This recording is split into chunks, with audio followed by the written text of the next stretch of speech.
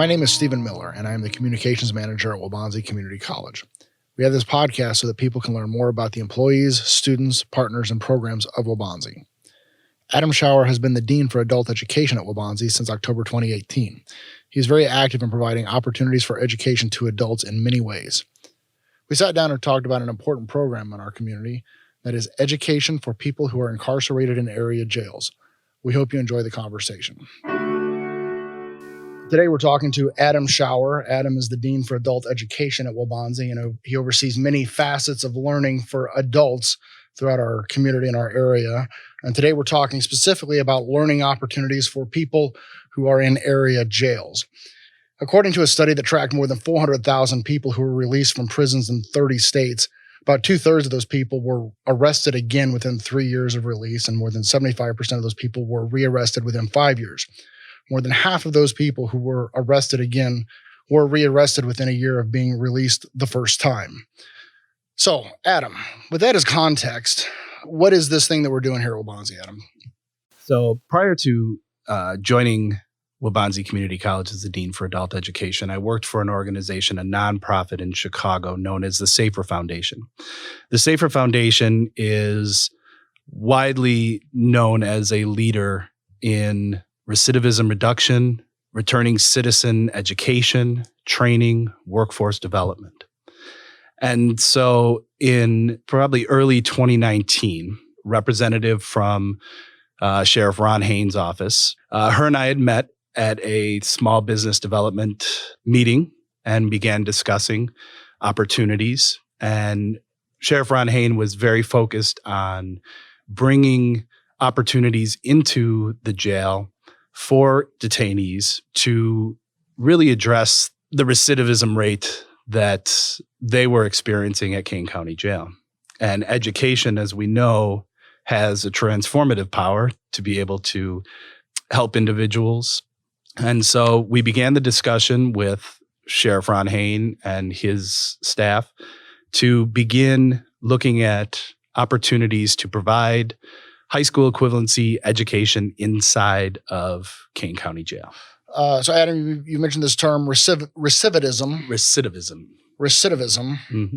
Define that term, please. Well, recidivism is essentially individuals that are incarcerated being released back into society and then committing another crime, which gets them reincarcerated within a period of time.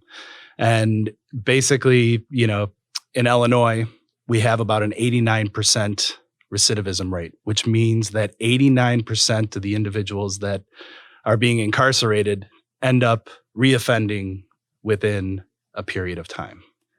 And it begins this cycle, and it's, that of incarceration, and that's the idea of recidivism, that, we're trying to break that cycle by giving people the skill sets necessary to be able to pay their debt to society, move back into society as productive members of that society. And there's also a very large cost to that. Yeah. Incarceration is not cheap. It's very, very expensive at the taxpayer's expense. And so breaking that cycle, giving people the skill sets necessary to be able to return to society, to be productive members, to engage in meaningful employment has a huge economic benefit to society in the town. So when did this program begin here with Waubonsee and with Kane County Jail? The initial launch began in the fall of 2019 with our fall semester. We began with offering instruction at the jail with 2 instructors and focusing on detainees that did not have a high school equivalency. So the focus is the high school equivalency level education. Correct. Yep. Correct. So the focus of this program is to give detainees the opportunity to gain their high school equivalency, to pass the state's high school equivalency certification through the HiSET test. I guess this kind of begins the whole conversation of, the recidivism factors that basically kind of getting into the statistics that, individuals that complete their high school diploma, basically it's about 43% lower odds of returning to jail within. So without getting into the particulars of the cost of incarceration versus education, it just stands to reason that to educate is better than to incarcerate. But in this world of in this topic of doing both, people who are incarcerated being educated. So, are there any studies or any statistics or anything that tells us the cost benefit of this? Well, according to the Illinois Sentencing Policy Advisory Council, it basically costs Illinois taxpayers more than $13 billion, if not annually, but over the next 5 years, if nothing is done to curtail the current recidivism rate. That recidivism rate of 89% you mentioned, right? Correct. And basically the council also identified that, just by lowering that recidivism rate by 1%, it basically would save the state of Illinois about $10 million annually. And so bringing in these programs where individuals are able to achieve their high school equivalency, and then also bring in different occupational programs into the jails and prisons, giving people an opportunity to be able to find meaningful employment afterwards is part of this attempt to really reduce that rate. Sure. And because Sure. many times also, one of the biggest things to recidivism is the way that the system is currently set up. Many individuals. Explain that. That's interesting. Go ahead. So essentially, individuals with backgrounds, they quote unquote pay their debt to society. They are released back into society, but they have a background which prevents them from finding gainful employment. Many times they face discrimination in finding housing. So we incarcerate individuals, we release them without gaining any sort of skill set during their time back into society, and we expect them to be able to be meaningful members of society, but yet finding employment that's going to pay a living wage is very, very difficult because of the lack of education, because of that background that will show up in background checks. Trying to find housing, that's also, a big struggle for many returning citizens. Sure. And so they get to this point where they can't find meaningful employment, they can't find housing, and they eventually just revert back to what originally landed them in prison in the first place. And thus we see the recidivism. Sure. So we need to break that cycle, give them the skill sets, and getting the high school equivalency is that first step Sure. to being able to get access to higher education, training, financial aid, all of that. So because you're operating these programs in area county jails, both Kane and Kendall County, correct? Correct. You're operating these in the county jails. The people you're working with are probably not there for long periods of time. So it's probably, and I'm asking, is it realistic to maybe in the future for this program to expand to offering college credit classes, or is this something just because of where we're at and the population we have here, just the nature of the program? Is it going to stay focused on high school equivalency, or is there an opportunity to expand it to college credit? There are many very successful models throughout the country where the local community colleges or state universities have applied credit-bearing classes to the incarcerated population. The jails are different just because, as you said, it is in many ways transitory. Many individuals that are there are for shorter periods of time or pending conviction or release, which does bring in a certain amount of challenges in providing that education.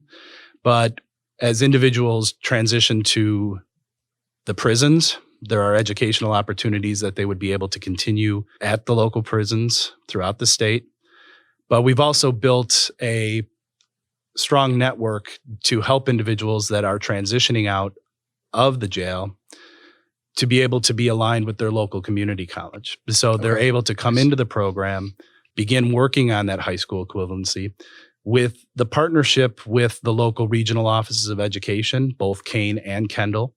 They are tested in the jail.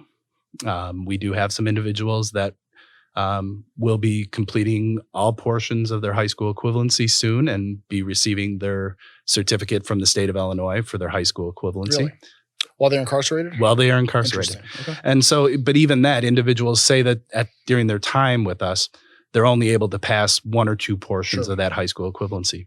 We have a mechanism in place where those individuals will be referred to Waubonsie Community College, Elgin Community College, or the community college where they're going to be residing Sure. with those transitional services, so that we really kind of build this compendium of service where they're able to transition from the jail into the local community college, complete their high school equivalency, and then potentially move on for additional training, additional education.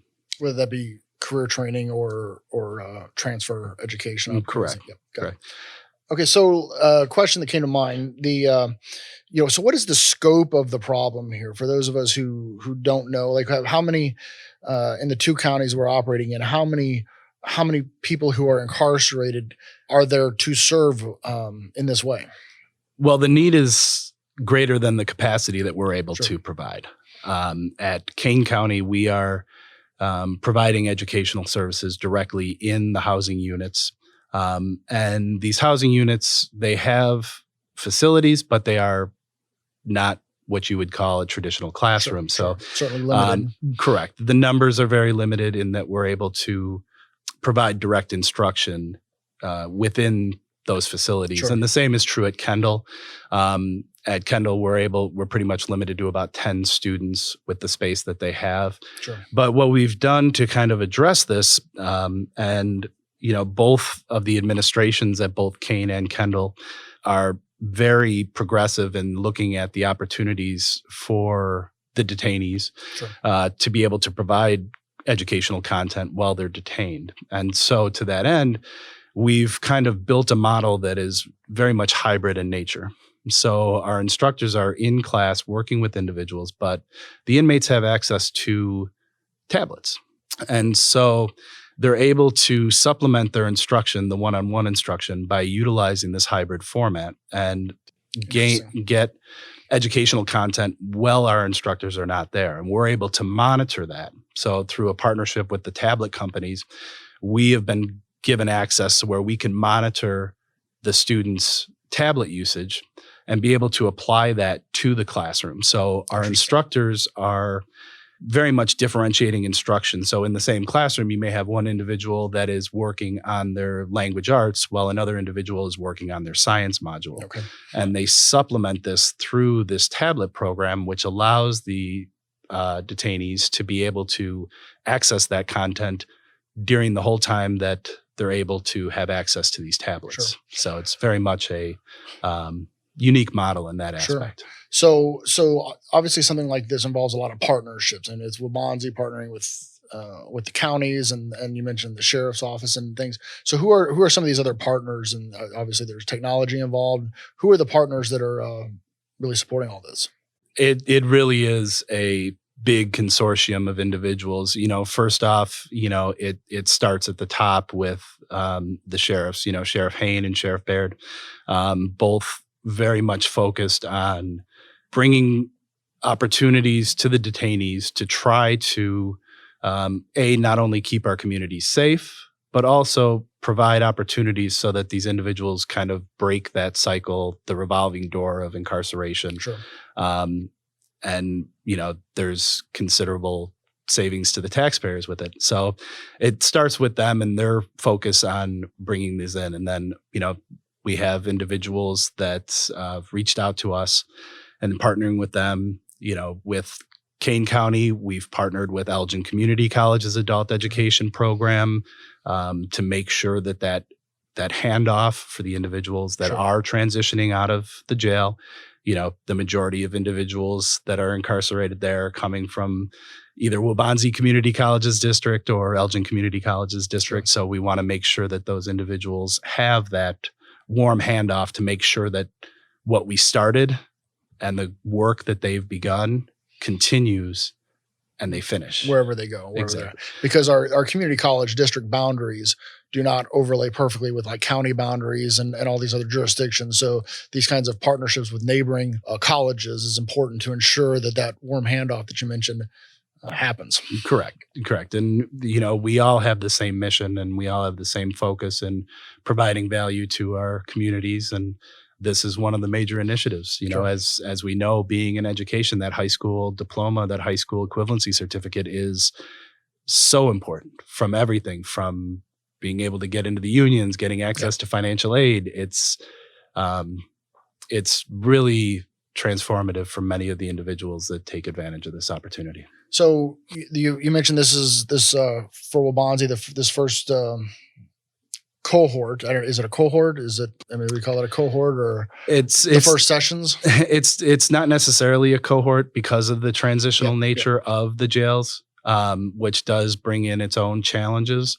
But this is basically, we're being in the first year. I would consider this a pilot program for all of us as we learn. So given that this is the first year of this program, so here in a few months, we'll be able to look back at the first year and measure success, effectiveness. How is this trending? How do you see this working to this point? It's, we launched with Kane County in the fall of 2019. We just launched with Kendall County in January. And so this past January? Just this past January. Nice. We did a quick kind of introductory pilot program so that we could see how because the jail has a lot of very much, processes that, Sure.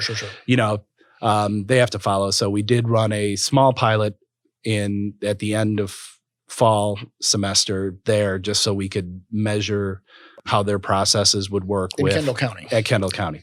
From Kane County, we've been in there since fall of 2019. And normally when we look at adult education across the state, when they measure students, what they call level gains, when an individual joins an adult education high school equivalency program, they take a test known as the TABE test, which is the test for adult basic education. And after X amount of hours of instruction, they take that test again. And then you compare the first test to the second test. And that measures effectively the level gains. How much knowledge have they gained towards completing the high school equivalency? Normally across the state, the average amount of hours of instruction before we see a level gain in a correction setting is about 120 hours of instruction before we start to see the students gaining levels. During the fall pilot of the Kane County program, we began to see level gains after 43 hours of instruction. Really? 43 hours. So is that due to the increased you mentioned these tablets, the whole package of information available to people now that are taking advantage of this program? Well, first, I would always equate it to the amazing instructors that we have working in these conditions. Fair, absolutely. They are truly dedicated individuals that really have a true passion for this work. But yes, the hybrid nature of it, resourcing the individuals, but also a big part of it is due to the individuals too. Sure. This is a completely voluntary program. These individuals sign up at the jail to participate in this program. And since it's completely voluntary, they're working hard. Sure. You can bring a horse to water, but you can't make it drink. Sure. And so with these individuals, and so we just completed our first round of actual HiSET testing in the jail and with the Regional Office of Education. And we just got that report back that they have over a 70% pass rate. Really? Of the individuals that they tested for this program. So the success, of these individuals it's a lot of hard work on their part.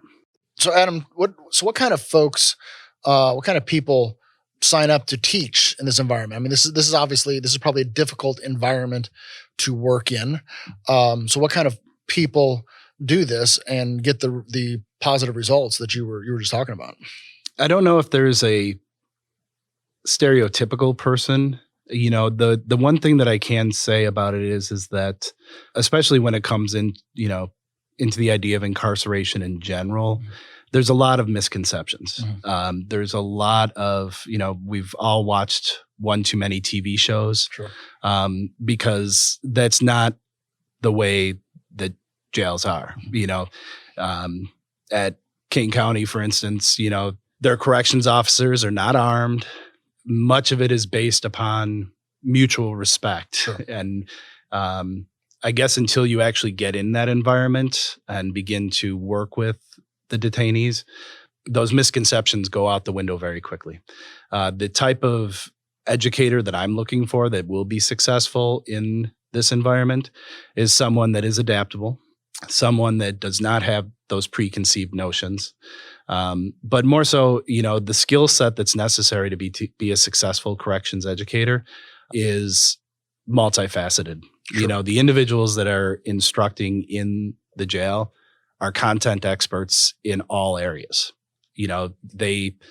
We don't have the opportunity where a student can go to one classroom for language arts instruction and then another classroom for math instruction. So these instructors are extremely intelligent individuals Sure. that know all of the facets from successful language arts instruction, math instruction, science instruction, and history, the main 4 topics of the high school equivalency, so that they're able to provide those services at all levels to the individuals. Interesting. So, it's complex, it's challenging, but corrections education gets in your blood. I would say it's probably quite rewarding. It's very rewarding.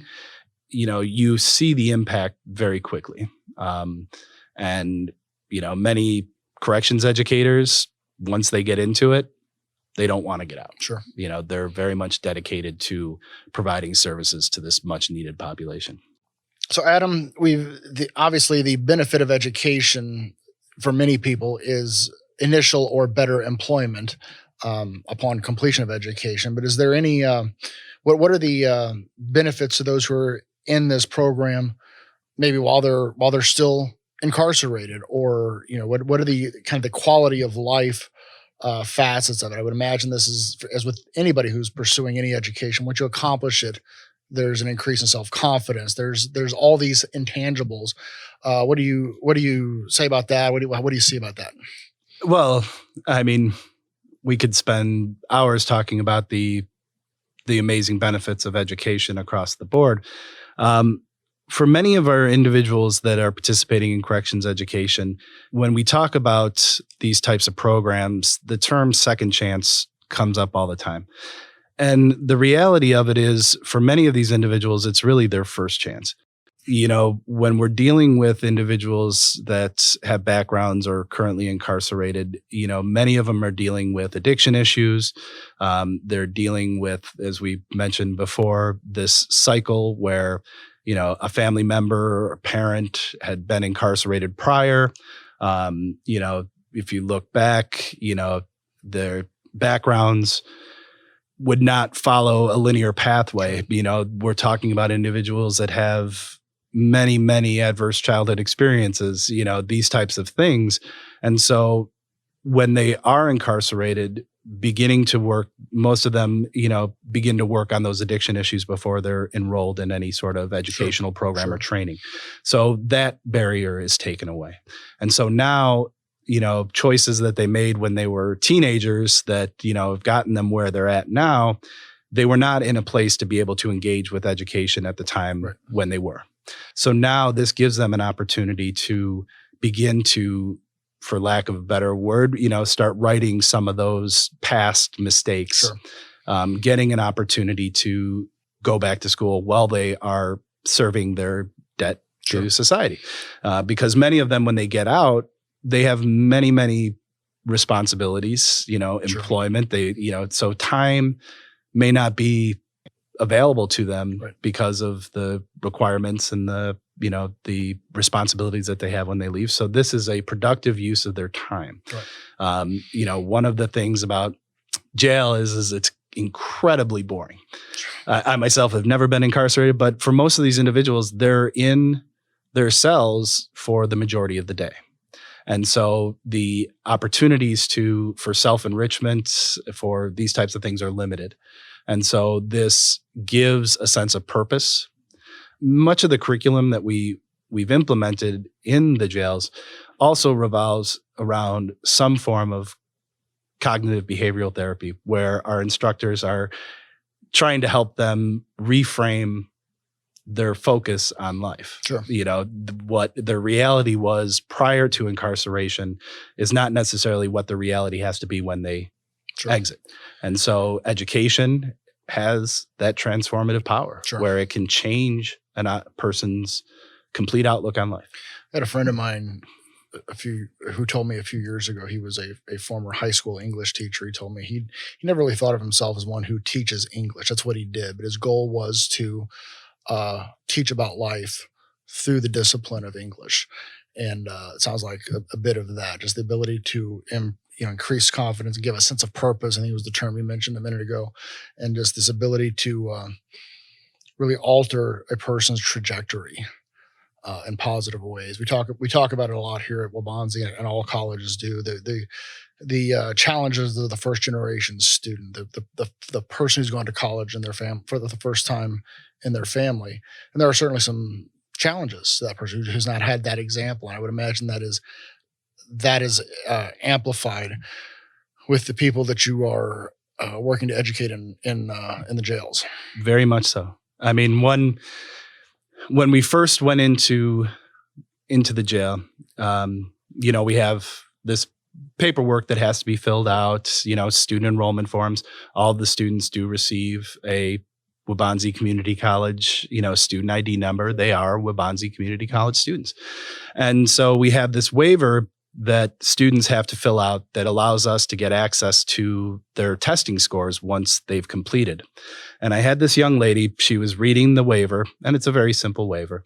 And she had a question. She's like, well, who are you going to share these results with? And I explained to her, I was like, it's just so that we can get our scores. And she was like, good, because I don't want my mom finding out. I want it to be a surprise. Nice. And, that's really what it is, addiction crosses all socioeconomic, all racial barriers.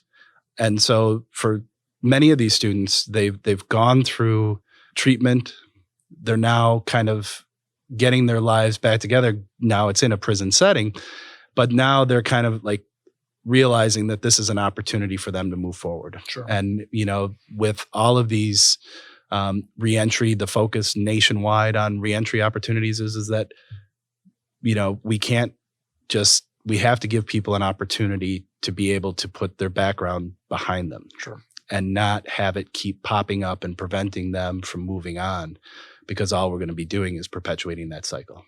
So, and this may not make the cut, but now I'm just curious, how do we as a society, this isn't about the students that you're working with, but how do we as a society get past the stigma and allow people to have a second chance, or a third or fourth or whatever, or as you mentioned, first chance? As a society, we have this perception that incarceration, our idea is to incarcerate is to rehabilitate. Oh yeah. So we have this idea that we have broken people that are now broken, and we have to figure out a way to fix them, and they may not ever be fixed, kind of thing. Correct. And so we talk about rehabilitation in the prisons, that once the debt to society paid when somebody walks out, but really all of the systems that we have in place currently prevent them. And so now nationwide, there's getting more and more focus on individuals with backgrounds, because it's just good economic practice in many aspects, because we have many industries, especially in Illinois, staying focused on Illinois, many industries, we have labor shortages. Yep. And so Illinois, has begun looking at this and saying, hey, we're saying that we're rehabilitating people in prisons, but yet we're putting all these barriers when they get out, which is actually preventing rehabilitation. Because we know that if somebody gets out of jail or prison and they can't find meaningful employment to take care of the responsibilities, where do they go? Sure. They go right back to what they were doing before. And in Illinois, to incarcerate somebody for a year on average is right around $35,000 a year. And most of these individuals never made $35,000 a year legally in their lives.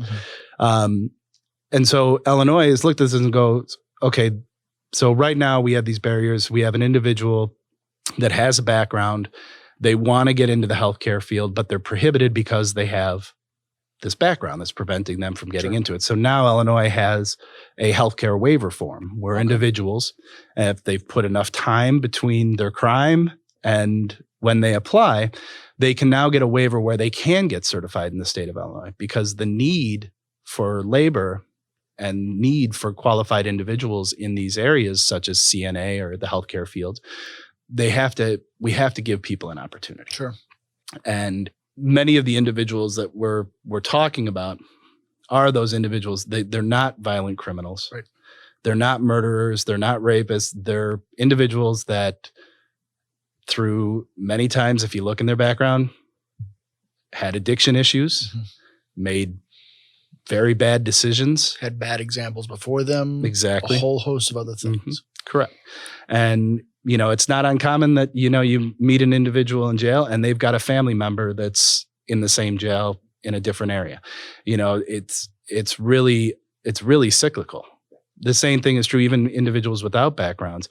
An individual that doesn't graduate from high school, their children are, X amount of times more likely not to graduate themselves. Well, it goes back to the topic of the first generation students. Children of people who didn't go to college are less likely to go to college. And it's true. I mean, that's true of many, many things. I mean, people who go in the military more often than not do so because they had a family member who was in the military. It's just a thing. And I'm not trying to equate any of these things together. It's just a kind of a function of the human condition. We do what the example is before us. And so that's why these programs are really important. So the people with backgrounds, there are obviously a lot of obstacles to them once upon their release from jail and their reintegration back into society. But people who are in this program and want to continue their education, what is it like for them are they eligible for things like financial aid and the opportunities to advance their schooling? Yes. As we spoke about before with first generation students, many of our individuals, have no familial background with higher education. They don't have somebody at home that had a higher education experience that could help guide them. So we very much make sure that our individuals, as they exit the program or if they're released from the jail, our transition specialists follow up with them to make sure that they're being directed to, if they live outside of our district, that they're being referred to the community college in their area, but also to give them guidance in how to access that higher education, that training, and we make a focus during the class time that the students have an understanding of the higher education system in Illinois.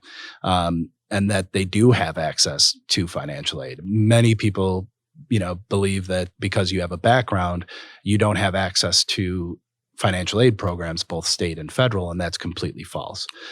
They have the full same access as anybody else to financial aid programs. They have the same access to be able to get into training programs, to have access to these high-paying careers. And more and more employers are becoming more background friendly, if you will. The Illinois Department of Employment Security has has the ability to work with local employers to help them get bonded. And there's actually tax incentives for employers to be able to employ individuals with backgrounds to help get access to these, well-paying jobs, to give people an opportunity to be able to provide for their families, to meet their responsibilities. Sure. And so, we're really, as a state, very much focused on looking at these opportunities and giving people a chance. Sure. So as Adam, as a taxpayer in this district, in this state, in any given district or state, why should a person care about this program? Well, I'll give you some big numbers.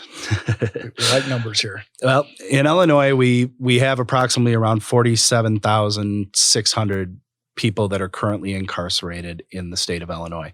The state of Illinois spends approximately $1.6 billion, roughly $33,000 per inmate per year, to be incarcerated. Okay. Now, as I'd mentioned before, just by lowering that recidivism rate that we had mentioned before, 89%, by 1% would have a humongous cost savings to the state of Illinois, which is funded by taxpayers. Sure. And so these programs, these reentry programs, are very much focused on economics. It's focused on reducing the prison population, getting people gainfully employed. A gainfully employed individual pays taxes, takes care of their own responsibilities, so they move off of any Taxpayer-funded programs. taxpayer-funded programs that would be supporting them because they don't have access to these careers to be able to meet their minimal fiscal responsibilities. In the end, it comes down to two things. Our communities are safer because people are now gainfully employed and not recommitting crimes. We're not spending as much on incarceration, which is a huge benefit to the taxpayer. Like I said, an individual that completes their high school equivalency, less likely to recidivate. Individuals that have that high school equivalency move on to higher education or advanced training for careers. They now open up that much more economic power, thus direct benefit to the taxpayer of Kendall and Kane County. And that's really the main focus of it. Safer communities, less incarceration, less cost to the taxpayer. So, Adam, obviously there's tremendous need for this and a lot of reasons to have this program and lots of opportunities for growth here. But there are certainly some constraints, facilities, and there's a lot of things to it. Yeah, how do you choose who gets involved in this program? Is this something you choose, or you mentioned the people who are incarcerated volunteer for this? Do you have a wait list? Is there more demand than you can supply? And then what would be something people who are interested in this? Are there things people can do to be involved and contribute to this? Yes. Currently, we are limited in capacity, because of the physical space. This is a grant-funded program, so we are limited by the funding that's available. We're also limited in regards to curriculum that we're implementing. The tablets that have the supplemental instructional material, all of that content is essentially at a 6th grade reading level. So individuals that are interested in the program at both Kane and Kendall County Jail, they will take that test for adult basic education. And so once that test comes in, we're able to assess their reading levels. And it's not that we're trying to exclude anybody. It's just that anybody below that 6th grade reading level, the content is just too advanced. Sure. And the time that it takes for bringing their literacy levels up to that, that does not mean that the need's not there. And I know at Kane County that they've begun a volunteer literacy program where volunteers, work with individuals that don't quite qualify for the program yet, where they will work with them to increase their literacy levels so that they can do it. But really, we're limited in the physical space that we're able to instruct, and then also in the ability to fund additional instructors for that program. So given the resources available, space, funding, all these things, you're probably at capacity now. Well, yes. It's cyclical with the jails, because obviously we can't tell how many people are going to end up being incarcerated that don't have their high school equivalency. We are currently, operating. I mean, at Kendall, we're at capacity. They only have the one classroom space. Sure. At Kane County, there are multiple housing units. We're currently working in 4 of those housing units. There is capacity where we could add more housing units, but we're currently constrained due to the grant funding that we have. Adam, really appreciate your time. It's been a great conversation. I have learned much, and I'm really grateful for the time today, as well as for this program, for the work that you do for folks who need help, need a hand, and society at large. I'm really, really appreciative of that. You and your team of people who work on this. I'm grateful. Thank you, Stephen. And, that's, as you mentioned, it really is a big team of individuals that are very much focused on it and really looking to make an impact and helping individuals. Great work. Thanks. Thank you.